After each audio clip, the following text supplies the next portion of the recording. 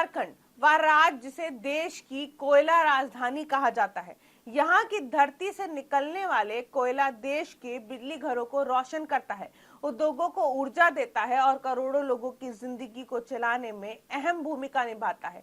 लेकिन सवाल यह है कि जिस राज्य की धरती के नीचे अरबों खरबों रुपए का खनिज खजाना छिपा है, उसी राज्य का नौजवान नौकरी के लिए दर दर क्यों भटक रहा है?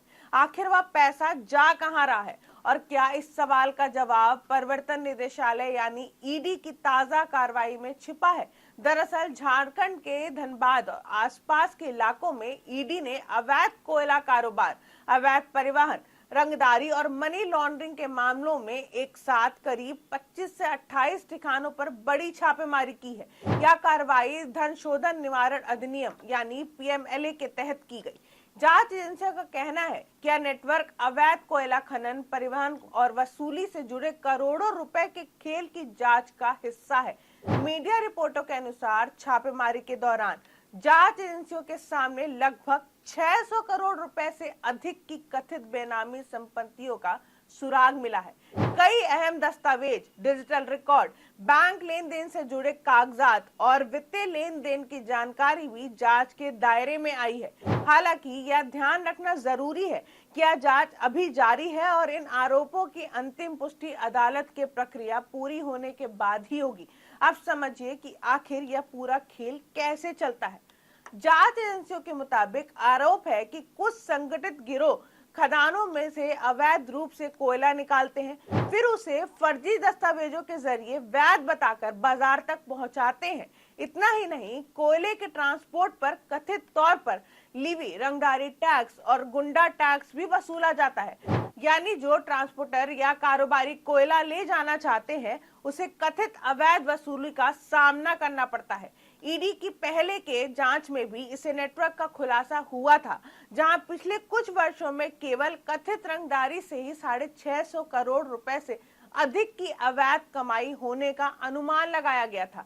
इसी बीच केंद्र सरकार ने भी अवैध कोयला खनन के खिलाफ अभियान तेज किया है। हाल ही में सीआईएसएफ ने झारखंड और पश्चिम बंगाल में संयुक्त कार्रवाई करते हुए 428 मैट्रिक टन से अधिक अवैध कोयला जब्त किया।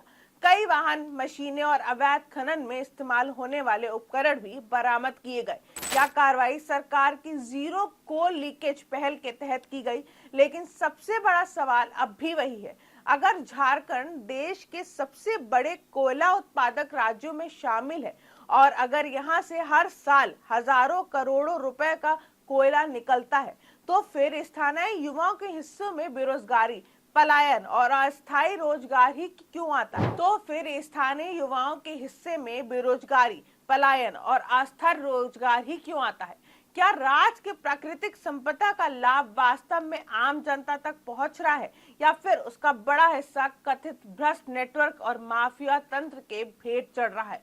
यही सवाल अब राजनीतिक बहस का भी केंद्र बन चुका है। विपक्ष सरकार से जवाब मांग रहा है कि यदि इतने बड़े स्तर पर कथित अवैध कारोबार चल रहा था तो जिम्मेदार एजेंसियां अब तक क्या कर रही थी?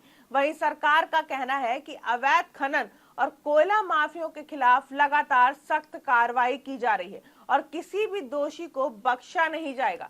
फिलहाल सच यही है कि झारखंड के कोयले पर सिर्फ देश की अर्थव्यवस्था नहीं बल्कि लाखों युवाओं के सपने भी टिके हैं।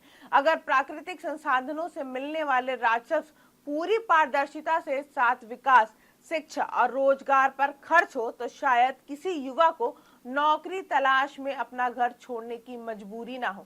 लेकिन जब तक जांच पूरी नहीं हो जाती तब तक 600 करोड़ रुपए की कथित संपत्तियां और उस पूरे नेटवर्क से जुड़े सभी आरोप केवल जांच के दायरे में है। अंतिम फैसला अदालत और कानूनी प्रक्रिया ही तय करेगी। अब सबसे बड़ा सवाल आपसे है, क्या सिर्फ छापेमारी से कोयला माफिया खत्म हो जाएगा या इसके लिए पूरे सिस्टम में बड़े बदलाव की जरूरत है?